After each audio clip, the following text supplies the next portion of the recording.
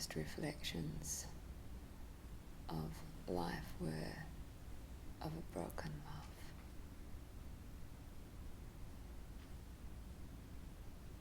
That my mother was in a broken love. And she then repeated that cycle and went to the next broken love, which got more broken because she hadn't healed from the first one. And I think something in me understood that that brokenness wasn't natural, even though it's what I had been exposed to all my childhood. And I think it aroused a questioning and a thirst for something that I yet couldn't even name what it is. It's looking for something that was natural. And my earlier reflections from that masculine or father image, which in my case was a stepfather, was this sense of not enoughness, and as a young woman that you're not enough, and that I think I started to just live out the brokenness of this man and my mother's disconnection. And I lived that very deeply through my teens. I was anorexic. I was starving myself, looking for that perfection, that recognition, for that love that I knew was natural, but I didn't. Nobody was giving it so clearly to me in my immediate mother-father relationship. And actually it wasn't until I left the sphere of the influence of my mother that something started to open up so deeply inside. And for me, although it was painful, it was a real blessing that my mother kind of threw me out of the nest, or she left the nest early actually, when I was about 15. But we don't realize that we are inside the field of our mothers, and whatever that mother's emotional state is, we play that, we live as that. So for me, although it was really painful, I was left, to oh, this is me, what's that? And what did you feel? I felt a deep suffering.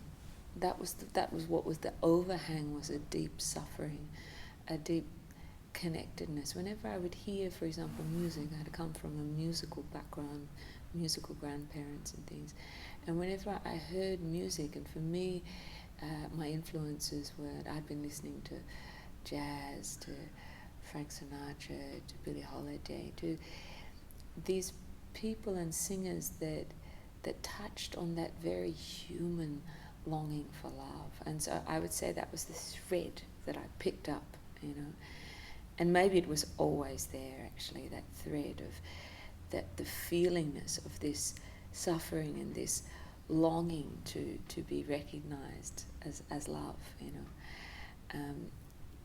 it was my way of relating to another human being that was experiencing the same thing. And when I left the sphere of that broken love from my mother and was suddenly on my own, then it was as though life then brought me to a situation that supported my exploration.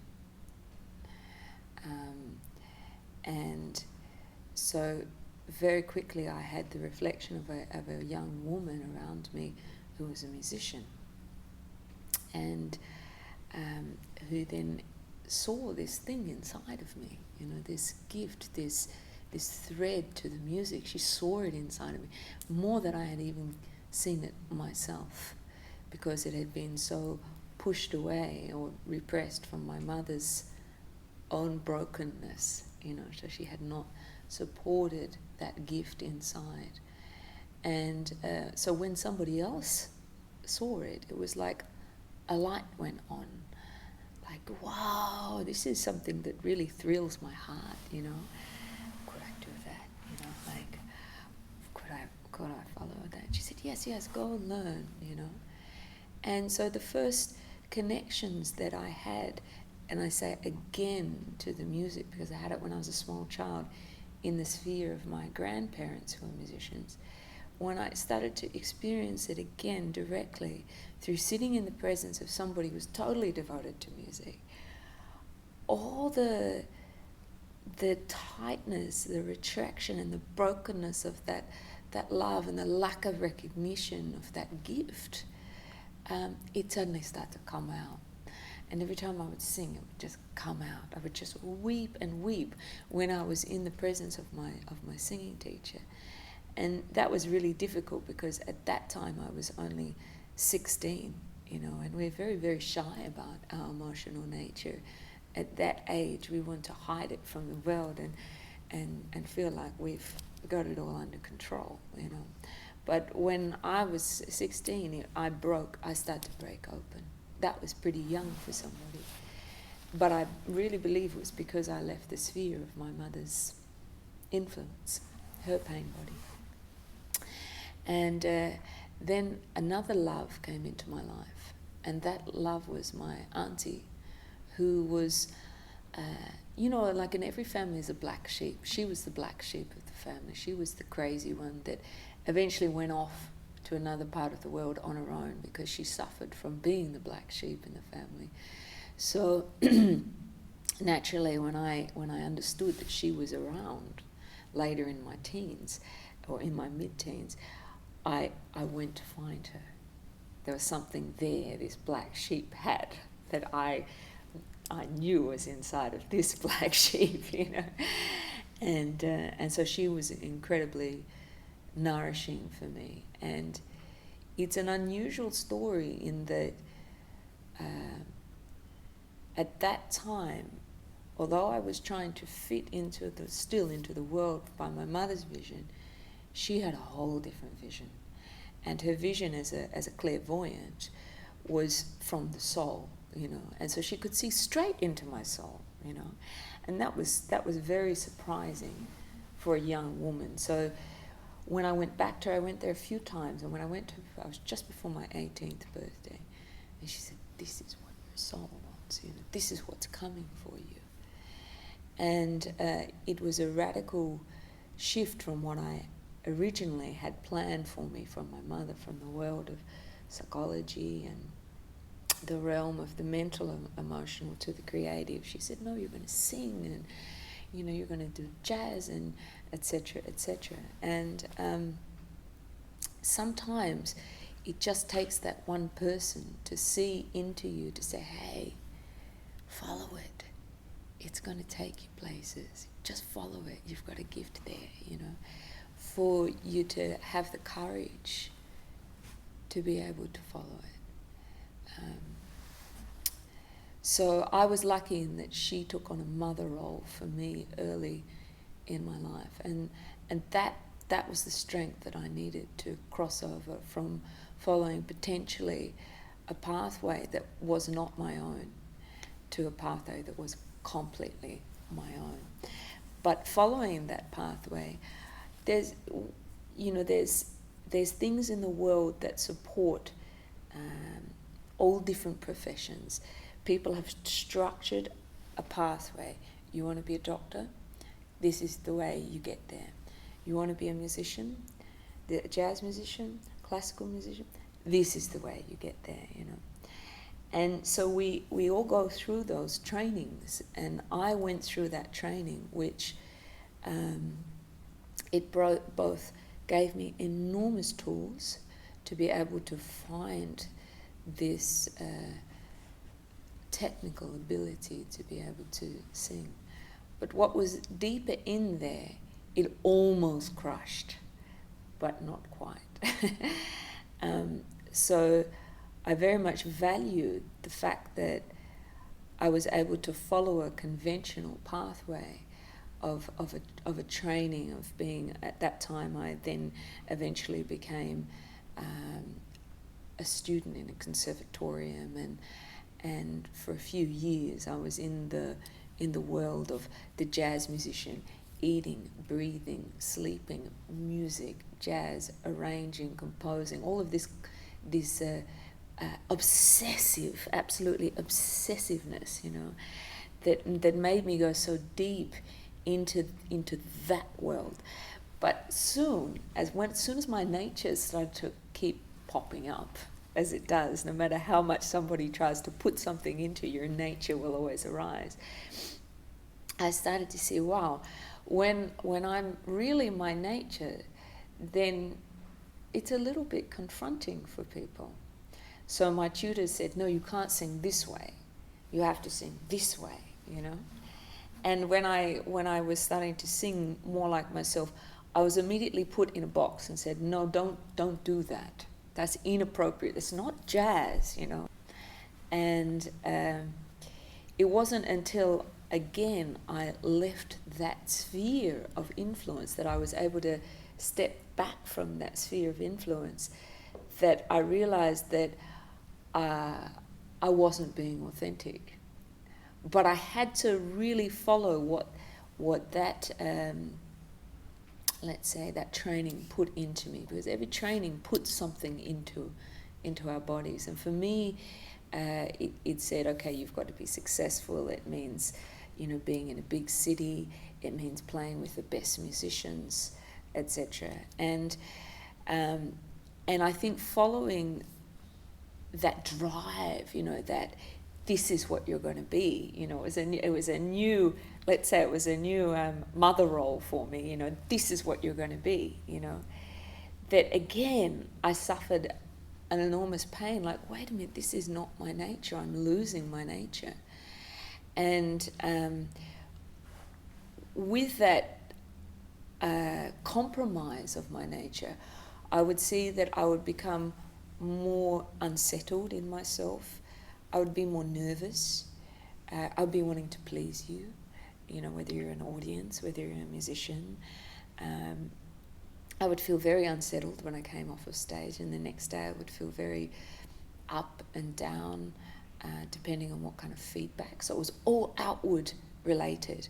How I was seen and received reflected my inner world, rather than my inner world creating my outer world. It was in reverse. And that's a very shaky place to live from. And it wasn't until I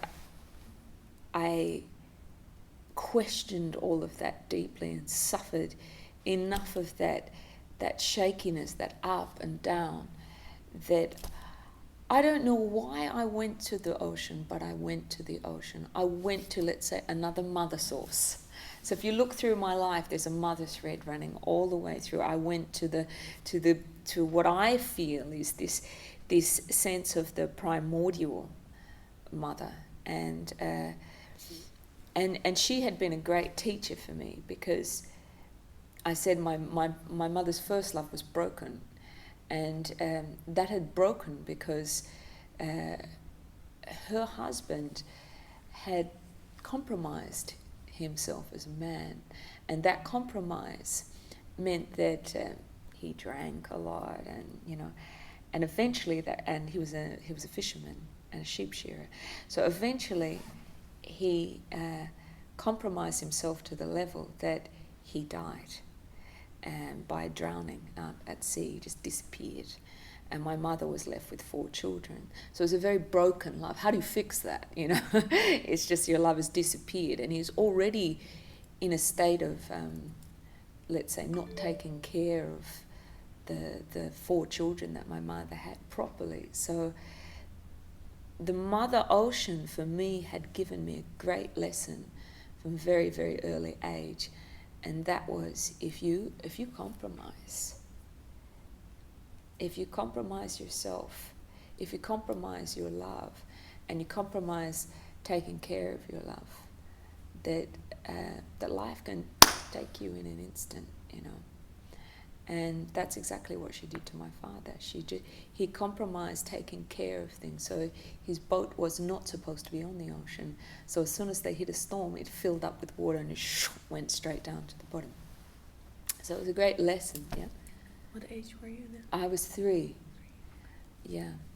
Do you remember? No. No, all I can remember is my mother's suffering. Cannot remember anything of the father in my life.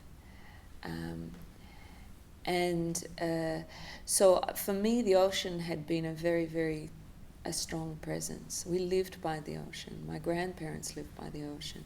So she was the point that I always went back to for balance. And this time I was a city person, in the jazz world, and trying to be something. And the suffering of that, the compromise of that, I went to the ocean. And I said, what am I doing wrong? How have I lost my way? Because when I had come to the person in my life that had helped me change course dramatically, my auntie, I understood something at that time. And that was that music is for healing. Music is for balance. It's to open up the nature of the universe of sound, of our bodies, of our emotions. Something in me understood that. And the first musician that I had moved into her home when I was just 16, she said to me, which was a great thing to say to a teenager, so if you want to sing, why do you want to sing? And I want you to write about it and tell me everything you feel that you could do if you were singing, So somehow back when I was 16, I had made a game plan for myself that at least said that this is what I could do, what a possibility. And I think many teenagers look into the world and they think, wow, I could do this. But then they go through the process of the training, etc. And then this starts to get the pressure of all the projections of this is what you should be, this is what you could be. It kind of starts to minimalize, and then we start to compromise. So I had to break out of that compromise. And the very thread of that sound and that music, for me it was coming at that moment through the ocean. So for whatever mysterious reason, I was able to just hear in my suffering, in my crying out to the ocean, I was able to just start to hear the power of life, the power of sound, the power of the mystery behind all things. And I started to sing what I was hearing. I started to emulate. That's the best way we learn from birth, from babies. We emulate what we hear, So I started to, like that child of the ocean, I started to emulate what I was hearing. And the very emulation of that was the connection point to what I actually was hearing. And in the wind, in the waves crashing on the rock, it started to take me back inside. So before I was outside, now it's starting to take me back inside. And then I started to connect with that original thread. The sound started to take me down and down inside my body. And that was when I started to feel what was behind the sound. And what was behind the sound was this enormous presence. It's such a great presence, such an intelligent presence, such a loving presence, such a feminine presence too. It started to come up through me and sound through me and sing through me, and I started to fall into that presence. And then it was no longer just an emulation, but actually I started to communicate into this presence and recognize that this presence had always been the presence that was guiding me.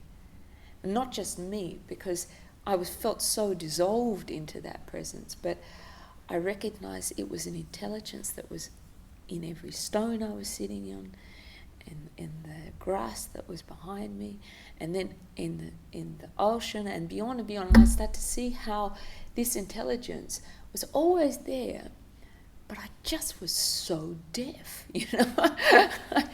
I just couldn't hear her, I couldn't hear her.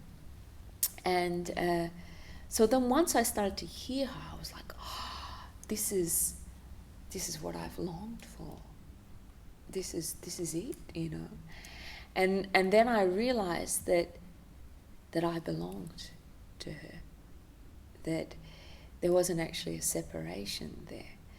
But how do you live as that? So I started to address her and speak to her and say, how can I know you deeper?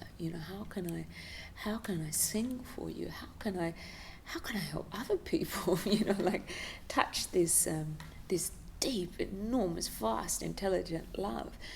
And I said to her, well, if there's any way that I can open up to this, to can you come through me? Can you sing through me? Show me how. I don't know how to sing as this. And very shortly after that, a Native American medicine man came into my life. And if you know anything about the Native culture, you know that there is a root down through the culture to the Mother Earth, that there's a way of living that has always respected that thread, always respected that umbilical cord. So it's not surprising that she sent a Native American medicine man to me in my life. And it was somebody who had crossed over from traditional roots of being a Native American medicine man to somebody who in the early 90s had been given the vision to say, it's not about a Native American root or an Aboriginal root, but actually there are millions of people on the planet that are waking up to the fact that they have these roots, that they're part of the earth, that they're the keepers of the earth, And this is your job, is to go out and wake them or sparkle them, inspire them, touch their mind and touch their spirit, touch their soul, touch their body, and re-spark that recognition that they just fell asleep to, So he was what I guess he called a new tradition, okay, there's the tradition there, but somehow we have to reach through this Western mind, through this mental thickness, into the core of each human being. So that was his vision. So not surprising that, that kind of a medicine person came into my life, who had these tribal roots, but was willing to share the depth of them, not because I was a Native American, no, not because I was an Aboriginal, no, because I had a thirst in my heart. And that she, this greater intelligence, had heard that call, that had heard those tears, that had listened to that voice that cried out. And I think that anybody that makes that authentic calling, that creation, that this intelligence, it comes and answers it. Then the question comes, as it did for me, but are you willing to follow it? And what's it going to cost you to actually follow it? And so for me, it was, when this man came into my life, well, it came with, you need to do this, this, and this, and you need to be an apprentice. You need to be my wife so I can transmit this fully to you. You need to come to the desert where I live, and live there and get in touch with the land spirit that I know, And you need to leave this life that you know. And mark my words that you'll never go back to it, And so that was terrifying for me. And I think for every one of us that makes that calling, we have to make that leap, that crossover. And you're really stepping into the unknown. And that's the moment where you say, am I going to go or am I going to stay? But if you've really made that calling, you can't stay. And if you do, you suffer even more. So I had to jump. I had to follow him and go to the desert, and let go of all the things that I had valued up to that point, being a good musician, getting public recognition, and being in my creative world of people that I thought matched me. To go into a world where I knew nobody and nothing, and to be nothing. So always I feel that when somebody goes through a transformational journey, they have to go from that stage of being something, recognized in the world as a something, whatever they are, whatever their profession, whatever their authority is, and to go back to that place where they're like, their ego squashed. And for me, nobody was interested in my musical career when I went to the desert, Nobody was interested in whether I was beautiful or not, Nobody was really interested in my past. They were interested in what can I give now, And what did that do to you? Killed me. It absolutely killed me, because I felt so unstable. I felt no solid ground underneath me. I felt so unseen. And I felt very emotional. Like, I wanted to jump and run and grab my things and get on an airplane and go home, where it was safe. But I understood, and also with the guidance of this man, was get out on the earth. Because whenever I was out on the earth, I started to feel this sense of, this is me. And that was where I found my ground. But whenever I was amongst people, my ego would just go crazy. It was like, I wanted something from you, No, it was take care of the children, cook, learn a whole different way of life, and just be available to what's being asked, serve. That was what was constantly being put into me. Serve. You must serve the people. You must serve the land. You must serve life, So I had gone from a place of serving myself to serving others, And I think that's a place that many people cross over, for example, in motherhood, where, the fear of having kids is, oh my goodness, I'm going to lose everything that's mine, and what I have control of and what I've built for myself. And that it's a subconscious thing, but I'm going to have to serve, And it's actually, I think, in that serving that a lot of the conditions and ambitions and things they just start to lose all of their importance. What's important is what I'm serving in this particular moment. So for me, I would say also, it was like being extracted out of the city. I did not know how addicted I was to the city, The fact that I could go down the street and be seen in my high heels, in my jeans, in my whatever, I valued, but I could be seen. The fact that I could get what I wanted to eat whenever I wanted it, I lived in Sydney in Australia, big city, pretty hip city. The fact that I could go and listen and see whatever I wanted, entertainment was available. Suddenly nothing of that was there. So it's extraction. It was really like coming off a drug. The city is like a drug. And for me, I had to slowly let go of the want for the hit, the egoic hit. I had to let go of that next hit. And the way I did that was I would go and walk. I would walk out in the forest. I would walk in the desert, and I would sing. And again, I would find when the singing started to happen in me, I would start to open up to really what my essential nature was. How does that sound?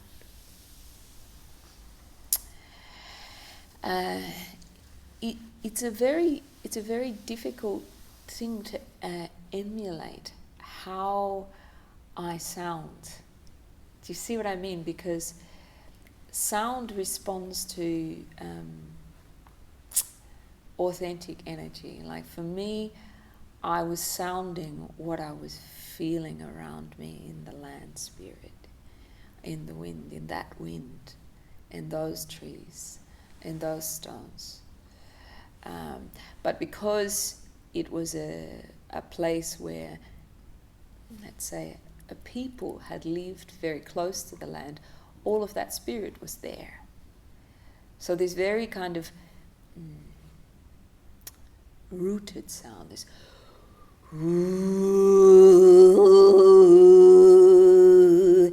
and also because of this clearing I was doing. I was actually singing myself clean, really. So the sounds of somebody cleaning themselves, I don't know if you've ever heard an exorcism or something where somebody's really going through something very dark or deep. They're very, very deep kind of sounds, you know, and they come from the core of the body. And so these very, when somebody's really, like when they're grieving a death, these moaning kind of feelings start to come through the voice. And this is the body's way of cleaning itself. It literally is cleaning the stuck energy that's kind of cemented itself, like gotten very thick vibrationally. It starts to just come out and clean, so that the pathway starts to open up again. And that's what started to happen in me. The more I walked, the more I sang, the more I went into the ceremonies that I was participating in, the sweat lodge ceremony, which just reenacts the primordial womb, going back into the mother's womb, a place of blackness. And places of blackness are very, very powerful, you know. And it's something that we've forgotten, you know, that we need to sit in the blackness, not just in the light, but we need to sit back inside the womb to reconnect with that cord that takes us from the body into the formless body, the disembodied state. So for me, the black space became very, very important to be inside the womb, where I felt very held by this presence. And of course, with that, right coupled alongside of that, was the energy of fire. And fire was a very strong reconnective thing for me, because fire is it's a very sharp intelligence, you know. If you stick your fingers in, it's a pretty quick teach, you're going to get burnt, you know. So for me, I learnt to work with fire at this time. And what a great teacher. If you leave it alone, it goes out. You have no more fire and you're cold.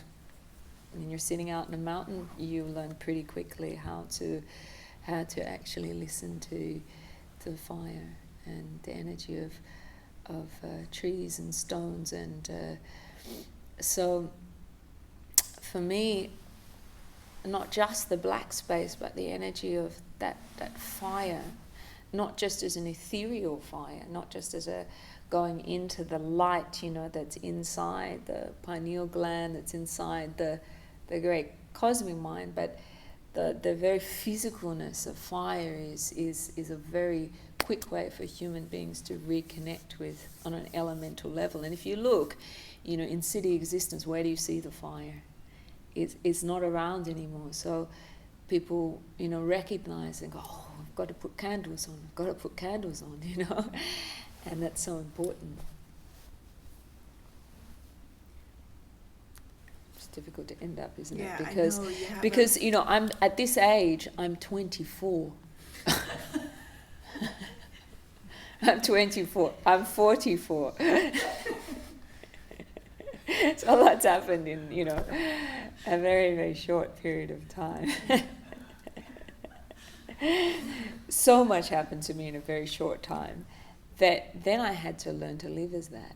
So, you know, touching so much of this mystical, what we think of as mystical, which is just really our nature. I think that's what happens when people start to have spiritual experiences. yes, I feel so incredible, I'm so big, but then I've got to actually live here is this. And how does that live when I communicate, in a shop, paying for the milk, how does that live in my creativity? How does that live in my everyday exchanges?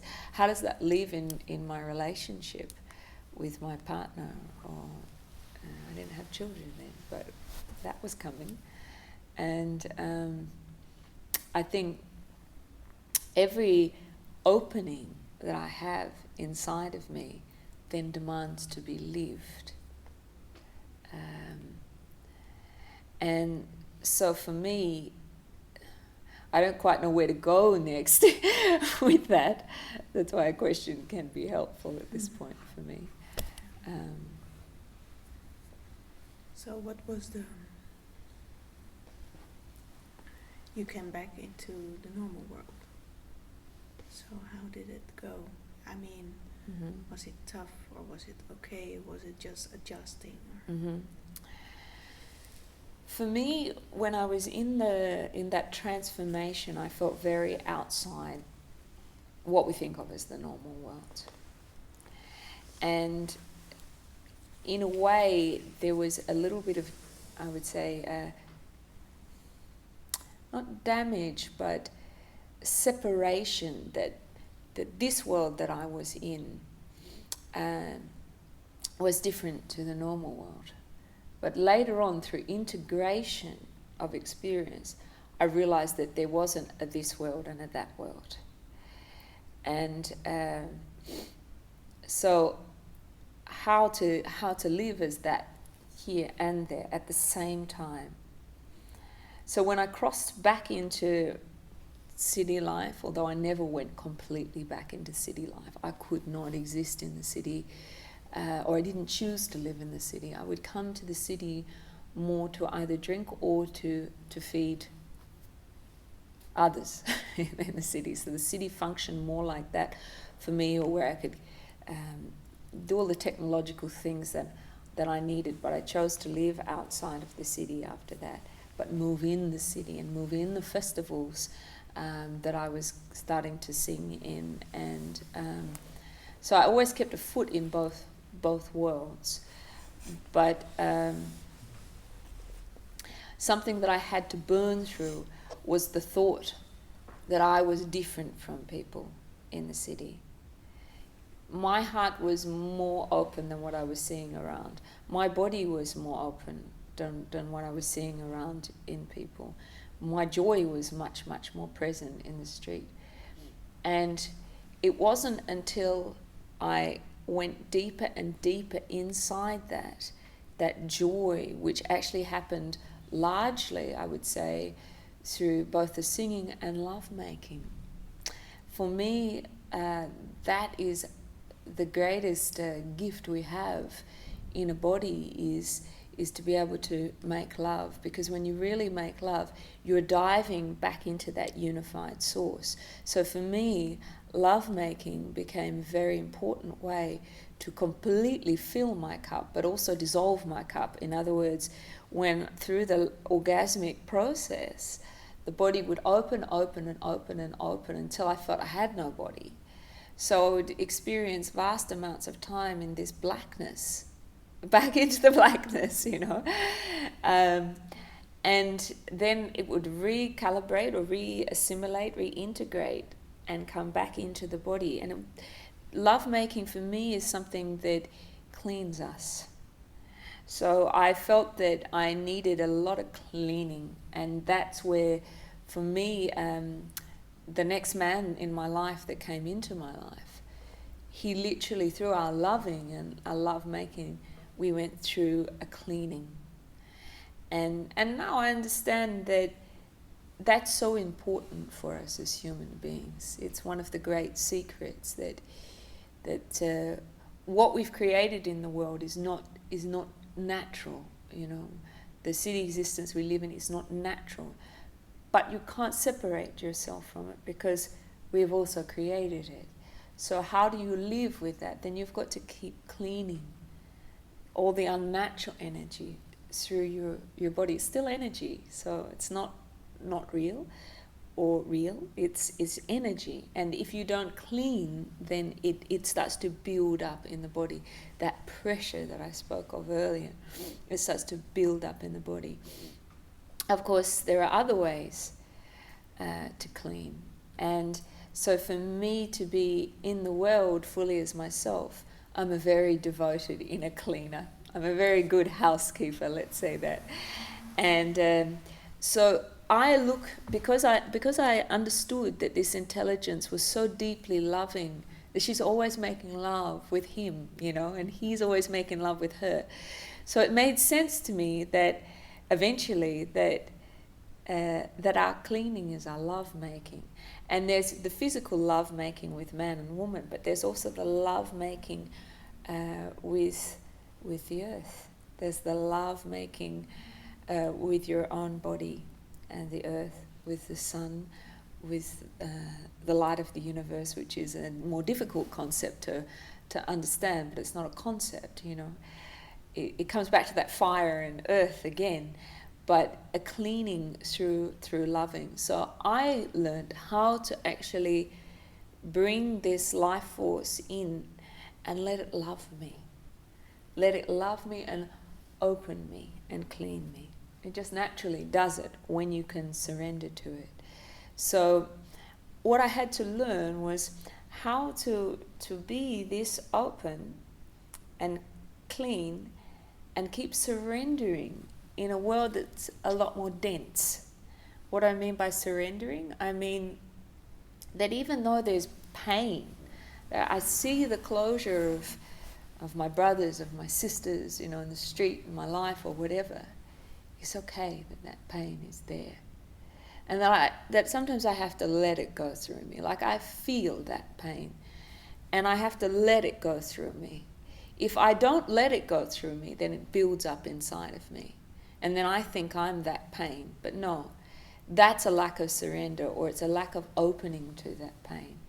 So I've had to learn that if I feel disturbance in my body, if I feel pain, if I feel tightness, if I feel contraction, to go in and to meet it and to love it.